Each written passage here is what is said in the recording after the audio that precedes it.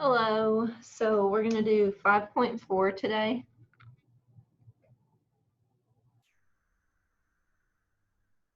And it's mostly to do with graphs and graph behavior on these polynomial functions.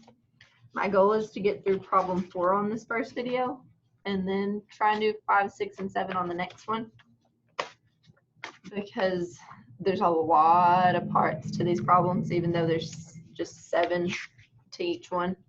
So let's go ahead and get started. I'm going to share my document camera. Okay, so on this one, find the domain of R and find the x-intercepts of R. So I have, when I'm looking at the domain, I'm just looking at this bottom part. So the 0 here would have been 19, and it's going to be that x cannot equal 19. And they have a drop-down menu right here that you can see. And if you're using yours, it would pop it up. So it's going to be, I'm going to let this.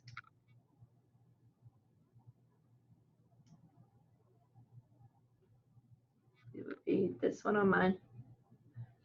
And then my x-intercepts are, so if I was solving for my x-intercepts, I'd have 0 equals x times x subtract 19 squared over x subtract 19.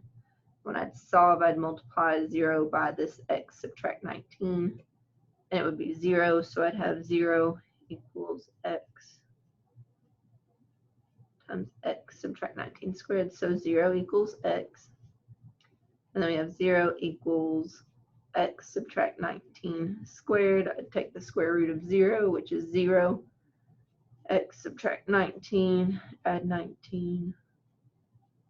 So I'd have 19 equals x as well.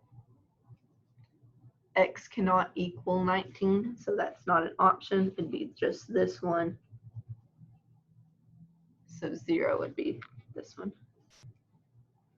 Identify the y-intercept of the graph. So when we're finding the y-intercept, we set x equal to 0. So we'd have y equals 8 times 0 subtract 1 over 0 plus 1 times 0 plus 4. Go ahead and simplify that. Y equals 8 times negative 1 times 1 times 4. So y equals negative 8 divided by 4, which is negative 2.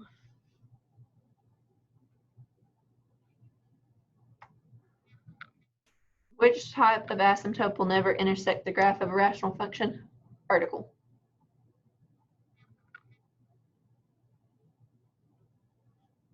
Which is vertical.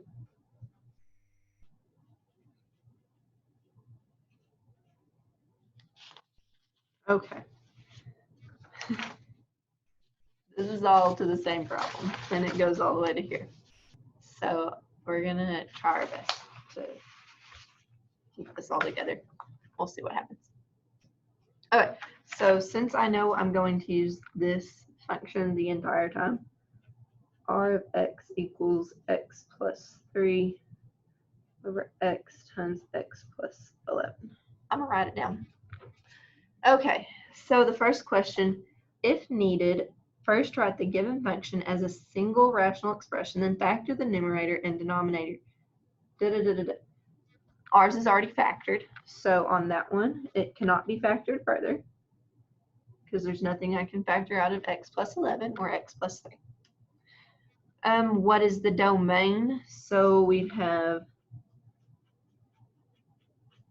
write domain on here. I guess I should be writing this on something I could scan, but that would make it too easy. Okay, so I have x equals 0, and then I would have x plus 11 equals 0, which would mean x equals negative 11.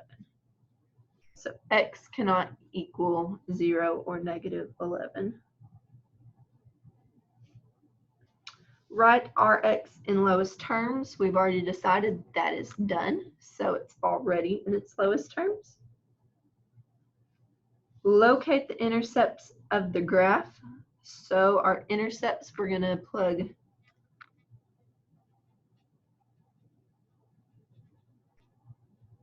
we'll have y equals 0 plus 3 over 0 times 0 plus 11. 0 times anything is 0, and if we have 0 on the bottom, it's undefined. Oops. So there's no y-intercept. Then looking at our x's, we would have 0 equals x plus 3 over x times x plus 11. We'd multiply this by 0, so it would go away. So negative 3 equals x, and that would be our x-intercept.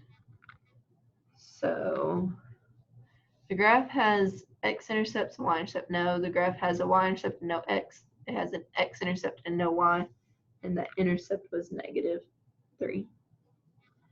And I've worked these out and have a paper I'm going to scan so that y'all can see it, but it's more scratchy.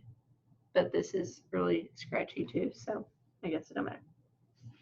Determine the behavior of the graph of R at any x-intercept. Select the correct choice below, and if necessary, fill in the answer boxes to complete your choice. So the graph will cross x-axis at x equals and touch but not cross. So our x-intercept is negative 3. And what they're saying we're going to do on these is, I don't even know where to point. So negative 3, it would be the 0 of this right here, because the zeros down here are, it can't equal these, so it's obviously not going to intercept at 0 or negative 11. So we're looking at the 0 of our numerator. Then the power of our, the multiplicity of this would be 1, because we'd have, y'all remember the x minus r, and then our multiplicity. So our multiplicity of this would be 1, and if we have an odd multiplicity, it crosses. So the graph will cross the x-axis at negative 3.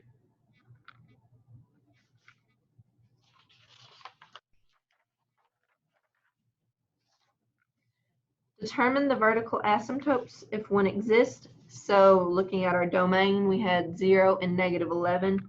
So we have 2 vertical asymptotes. Our leftmost would be x equals negative 11, and the rightmost would be x equals 0.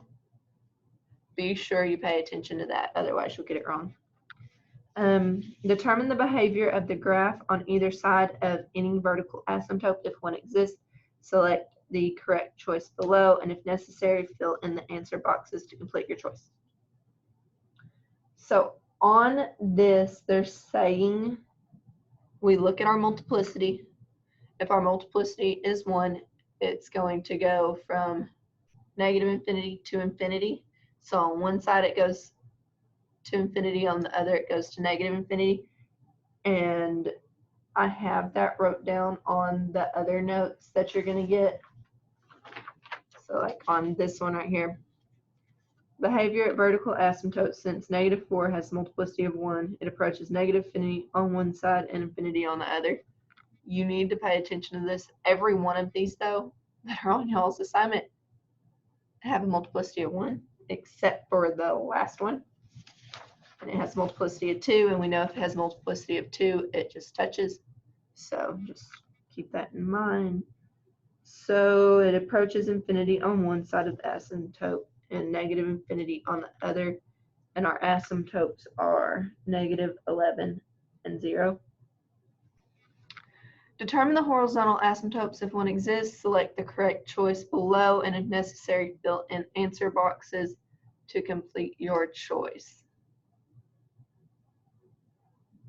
There it goes. So to do this, we need to find, I'm going to write the function again, x plus 3 and x times x plus 11.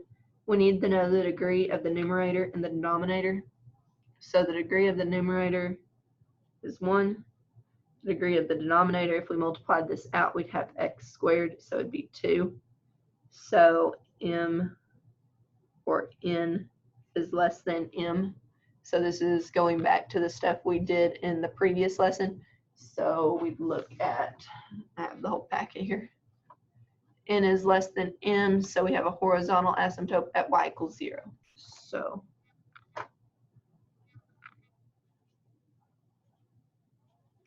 and if we have a horizontal, there is no oblique. So function has one horizontal asymptote at y equals 0.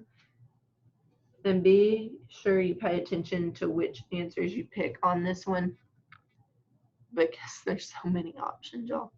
Okay, this one has no oblique because we had a horizontal.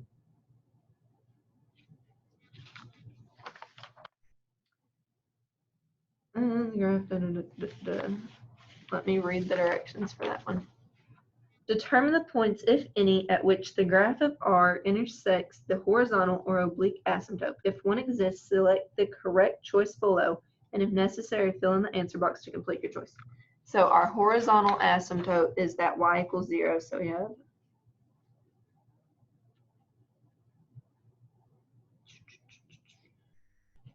it's y equals 0. So that would be our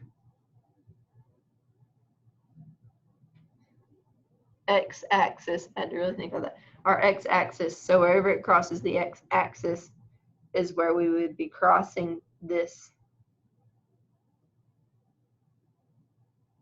horizontal asymptote. So our x-intercept is -3. So the graph of R intersects the horizontal or oblique asymptotes at, and it says right as an ordered pair, so -3, 0.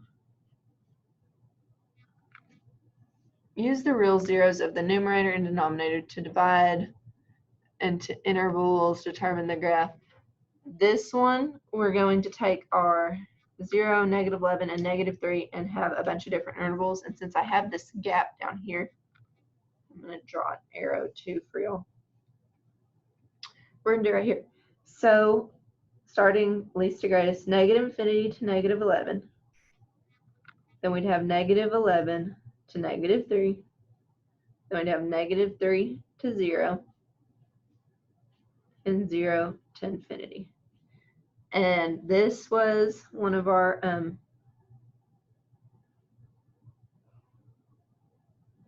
asymptotes.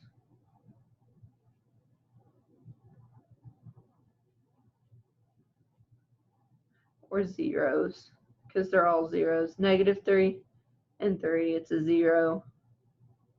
And our intercept. And then 0 was an asymptote.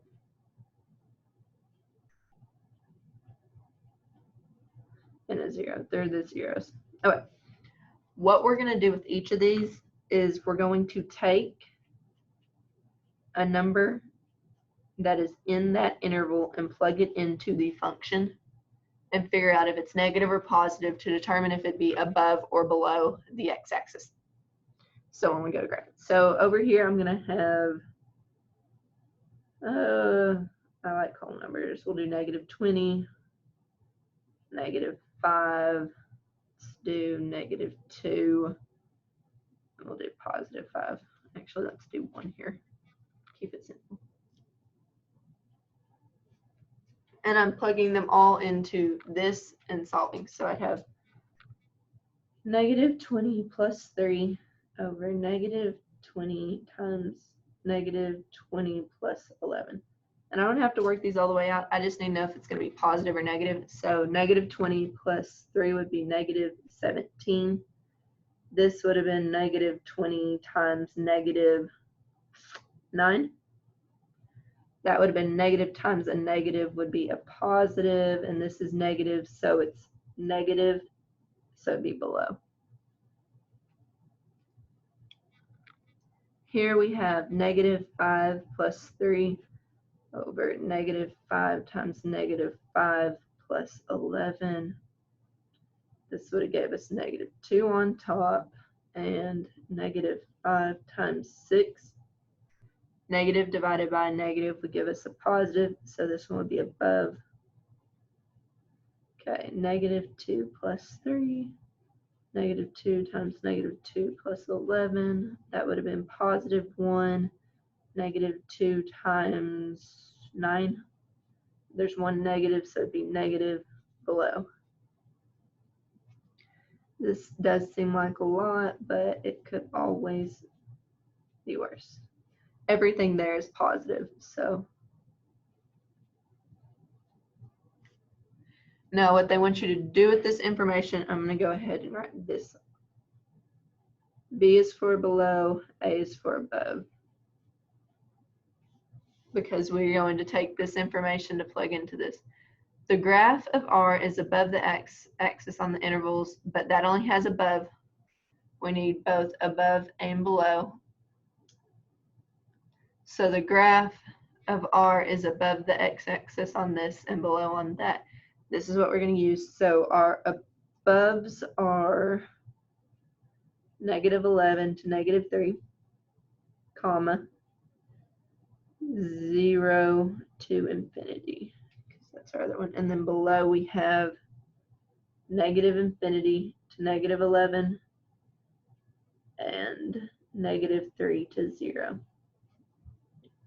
Then once you have them, we just look at our graphs. So -11 to -3 and 0 to infinity, we are above the x-axis. So above here, but this one doesn't have that other below. So, and I guess I've already marked it and didn't pay attention. So I'm going to stop this one and then start the next one for 5, 6, and 7 because they are all like this one. So let me